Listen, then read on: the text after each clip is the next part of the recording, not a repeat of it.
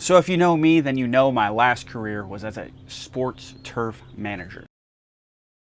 That's right, I grew grass for a living. So today I wanted to come to you with my top 5 tips for a better lawn.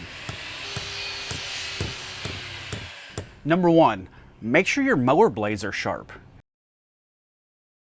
Now this is one of the easiest and most overlooked things to do that can have the greatest impact. Did you know on athletic fields, we sharpened our mower blades at least every other week, depending on how frequently we were mowing.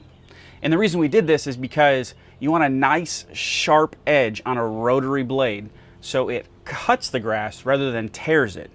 I'll put a couple graphics up here on the screen of what I mean. So if you're seeing brown frayed tips a couple days after you're done mowing, it's time to sharpen your mower blades.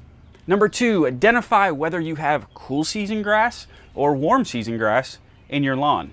Or if you're like me, where I live in the middle of the United States, we're in the transition zone from north to south, from warm to cool, then we have both. And this is super important because it'll tell you how to approach your lawn. Warm season grasses aren't approached and taken care of the same way cool season grasses are.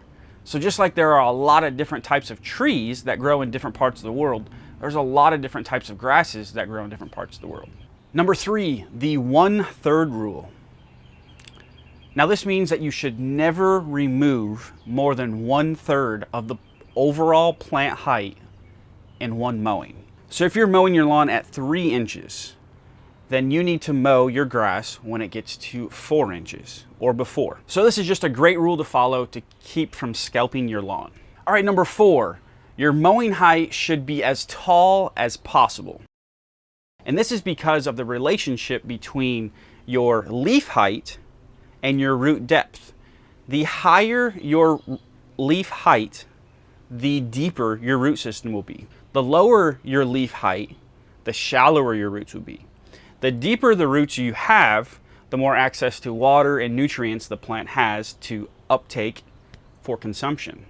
Number 5, the best time to water your lawn is right before sunrise.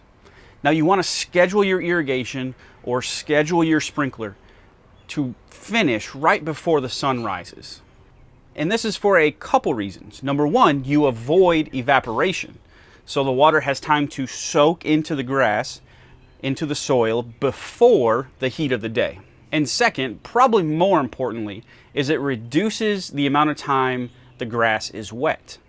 Now this is important to reduce disease pressure because the longer that the grass is wet, the more disease will develop. So there you have it, my top 5 tips for you to have a better home lawn. Now this is a little different than my typical content, but I wanted to share it with you guys. So if you found this helpful and would like to see more, let me know down in the comments. As always, thank you so much for watching, and I'll see you in the next video.